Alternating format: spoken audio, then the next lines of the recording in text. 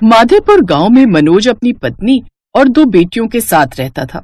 उसकी पहली पत्नी का देहांत उसकी बेटी के जन्म के कुछ दिन बाद ही हो गया था, जिसके बाद अपनी बेटी प्राची की परवरिश की खातिर उसने दूसरी शादी कर दी। कुछ समय बाद उसकी दूसरी पत्नी शोभा ने भी एक बेटी को जन्म दिया। प्राची अपनी सौतेली माँ को बड़ा प्यार करती थी, क्योंकि उसने अपनी माँ को तो बचपन में ही खो दिया था। प्राची की सौतेली माँ शोभा भी उसे खूब प्यार करती थी, लेकिन सौतेली माँ बेटी के आपसी प्यार से शोभा की सगी बेटी नीतू अपनी सौतेली बहन से खूब चिढ़ती थी, क्योंकि वो चाहती थी कि सारा का सारा लाड प्यार सिर्फ उसे ही मिले। जब वो दोनों बड़ी हुई तो उनके माता पिता ने उन दोनों की शादी एक ही घर में करने का फैसला किया। मैं अपनी दोनों बेटियों की शादी एक ही घर में करना चाहता हूँ, ताकि दोनों बहनें हमेशा एक साथ एक ही घर में रह सकें। ऐसा रिश्ता मिल गया है जी। कल ही मेरी पड़ोस वाली सरला काकी से बात हुई थी। उसने ही मुझे बताया था कि 2 भाई हैं, दोनों भाई अपनी अपनी खेती करते हैं। उनके बीच पहले से ही सब कुछ बटा हुआ है, इसलिए कल को दोनों भाइयों के बीच झगड़ा भी नहीं होगा। तो हम 2 दिन बाद लड़के वालों से मिलकर बात आगे बढ़ाते हैं। फिर 2 दिन बाद सारी बात आगे बढ़ती है। कुछ दिन बाद दोनों बहनें शादी कर अपने ससुराल आ जाती हैं। उन दोनों का घर आमने सामने ही था। उन दोनों की शादी के बाद सब कुछ अच्छे से चल रहा था।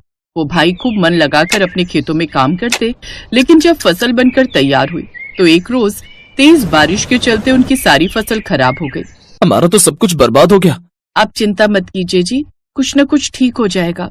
उधर नीतू भी इस बात से खूब परेशान थी। अब हम क्या करेंगे? तुम भी ना, तुम्हें बिल्कुल भी अकल नहीं है। सारी फसल खराब हो गई ना। अब इसमें मैं क्या करूं? मुझे क्या पता था कि सारी फसल खराब हो जाएगी।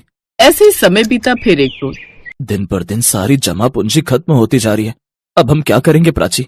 आप चिंता मत कीजिए जी, मैं बहुत ही अच्छी रुमाली रोटी और कतई कबाब बना लेती हूँ। शादी से पहले मैं अक्सर बनाती थी। मेरे हाथ की कतई कबाब और रुमाली रोटी सबको बड़ी पसंद आती थी।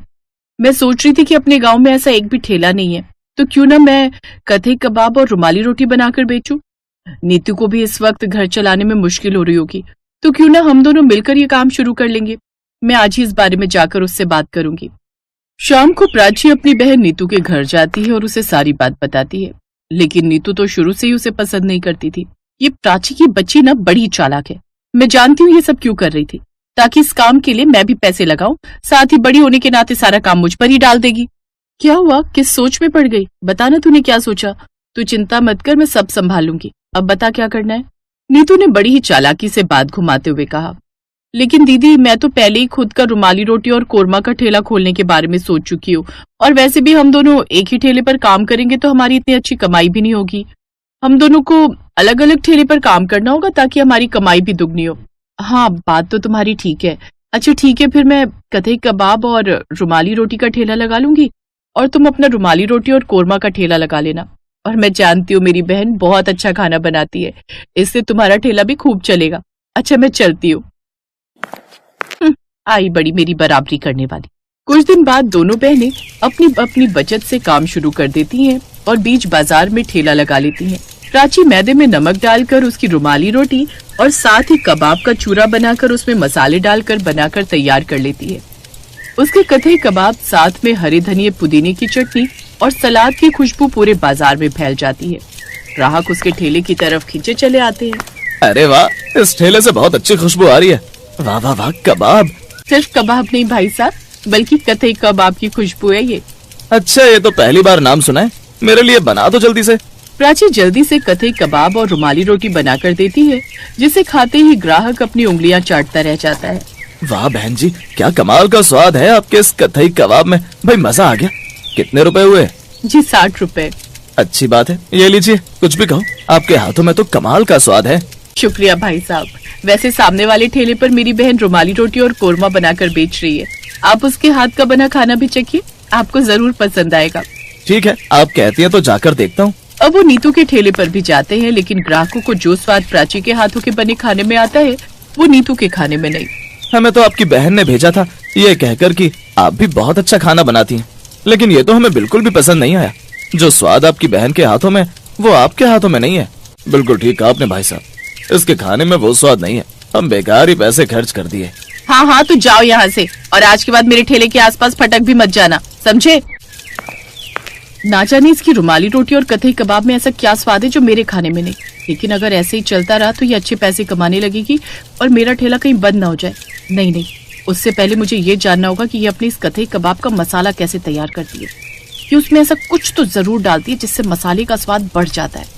उसी शाम वो अपनी बहन के घर जाकर उससे ये रेसिपी सीख लेती है और अगले दिन से ही वो भी बाजार में रुमाली रोटी और कथई कबाब का ठेला लगा लेती है, जिससे अब प्राची के ठेले के साथ साथ नीतू के ठेले पर भी ग्राहक आने लगते हैं। वाह बहन जी, आज तो आपने भी बहुत ही अच्छे कथई कबाब और रुमाली रोटी बनाई है।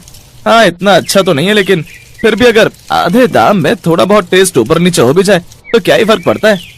दरअसल नीतू जब आधे दाम में कथई कबाब रुमाली रोटी के साथ बनाकर बेच रही थी, जिससे ग्राहक थोड़ा सस्ता खाने के लिए वहाँ आ जाते हैं।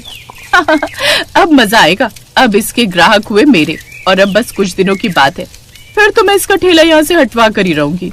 अब वो अपनी ही बहन के खिलाफ षड्यंत्र रचने लगती है और एक रोज शाम को घर जाते हुए वो एक आदमी को कुछ पैसे देने लगती है। तुमने जितने पैसे मांगे थे मैंने दे दिए, अब मेरा काम अच्छे से होना चाहिए। आप चिंता मत करिए, सब काम बराबर होगा। अगले दिन जब प्राची शाम को अपना ठेला लेकर घर लौट रही थी, उसे लौटने में थोड़ा अंधेरा हो गया।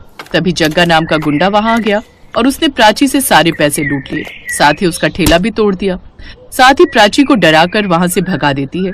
जब ये बात नीतू को पता चलती है तो वो बहुत खुश होती है। अब आएगा मजा उसका ठेला तोड़वाकर, अब तो बस मैं ही पूरे बाजार में छाई रहूंगी। अब हर कोई मेरे ही ठेले पर आएगा और मैं खूब पैसे कमाऊंगी। लेकिन उसकी ये बात उसका पति सुन लेता है और उसे अपनी पत्नी पर बड़ा ही गुस्सा आता है। वो उस पर चिल्लाते हुए कहता है, तुम्हें बिल्कुल भी शर्म नहीं आई अपनी बहन के साथ ऐसा करते हुए? जिसने तेरी इतनी मदद की, तूने उसी के साथ कितना गलत किया। जानती हो मेरे पास ठेला खोलने तक के पैसे नहीं थे, लेकिन फिर भी तुम्हारी बहन ने अपनी बचत से मुझे पैसे दिए ताकि तुम ठेला खोल सको। लेकिन मैं नहीं जानता था कि तुम्हारे मन में उनके लिए इतना जहर घुला है कि तुमने अपनी ही बहन का ठेला उजाड़ दिया। ये सब सुनकर नीतू की आंखों में आंसू आ जाते हैं और वो अपनी बहन के घर जाकर उससे माफी मांगती है, साथ ही उसका ठेला भी ठीक करवा देती है। प्राची भी उसे माफ कर देती है और उस दिन के बाद दोनों बहनें साथ में मिलकर रुमाली रोटी और कथई रोल का ठेला लगाती हैं और खूब पैसे कमाती।